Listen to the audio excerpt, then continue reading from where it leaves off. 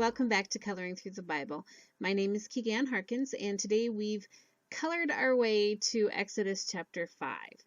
This is where we see Moses and Aaron going to Pharaoh and saying those infamous words, let my people go. And it doesn't work the way that they thought that it was going to.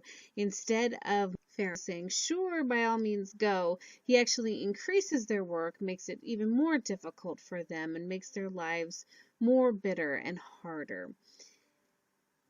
It just does not work out the way that they wanted to. And sometimes our plans don't work out the way we want them to.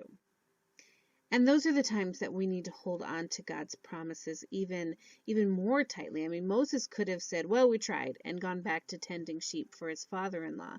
But he didn't, because God had promised that he would perform signs and wonders, and that he would use Moses to lead the Israelites to the promised land.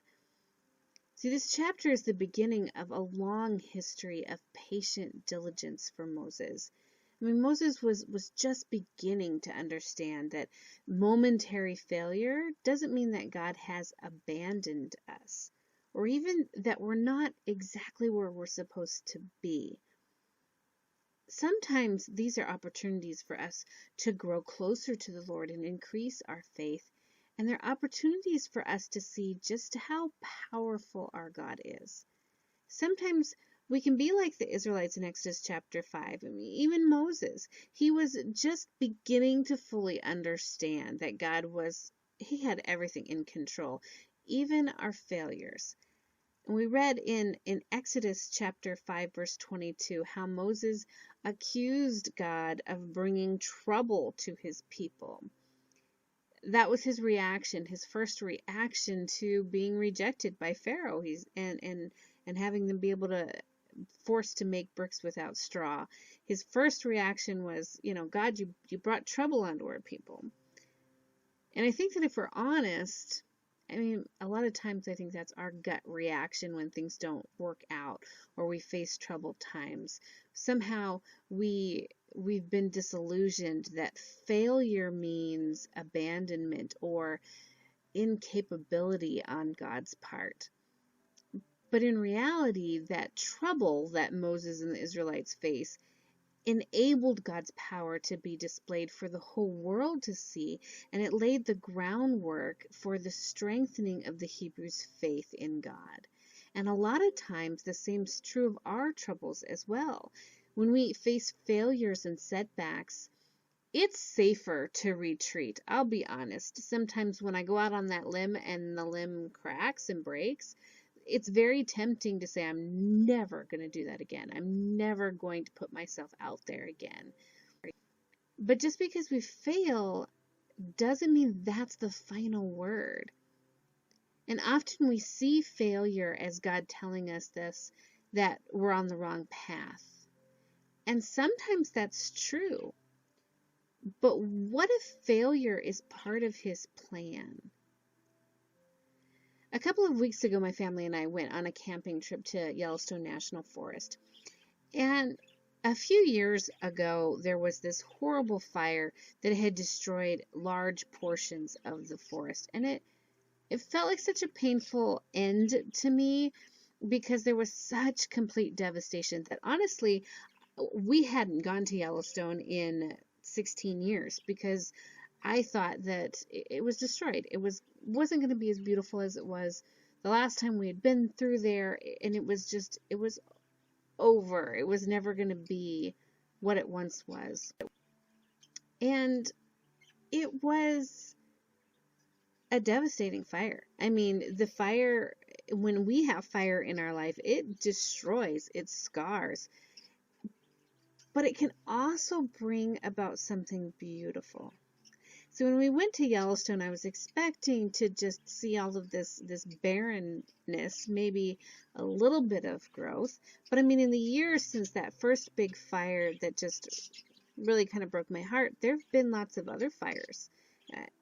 In fact, a lot of fires over the last 16 years that have destroyed portions of Yellowstone. And when we went there, I didn't see all of this decay and destruction, there were portions from that first original fire where you could still see these really tall just trunks of trees, and you could tell that they had been burned. There were no leaves on them. There was nothing alive about them. They were scarred and kind of ashen, but they were just kind of scattered here and there, and everywhere else between those burned and charred remains was life. See, there are a lot of pine trees that their pine cones only open up. Their seeds only are able to take root and live if they've experienced extreme heat. And those forest fires that we view as being so destructive actually is the only way that the forest can rejuvenate. And when we went, it was beautiful. I mean, gorgeous. There were fresh, new, young trees that were healthy and such a bright and cheerful green and so very much alive. And that's the same with us. We think that tragedy is the end. That's it. We failed or something bad happened and that's it. We're done. We might as well just never try again, never go back. And yet sometimes that's what it takes. That's the catalyst that we need to make our lives even more beautiful. So when we're in the midst of the fire, we need to remember that God's promises don't fade simply because we're too distracted to notice them. They're still there. And sometimes we go through trials of life because life is tough and this isn't our home. This is a way to get to our home. This is just a moment in eternity is waiting for us. But there's always a beautiful promise, even in the midst of the fires that destroy our lives. God says, I'm never going to leave you. I'm never going to forsake you.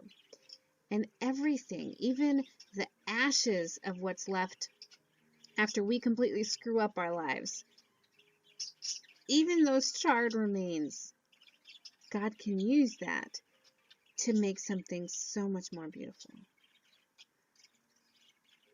Just because we think everything is destroyed doesn't mean it's the end.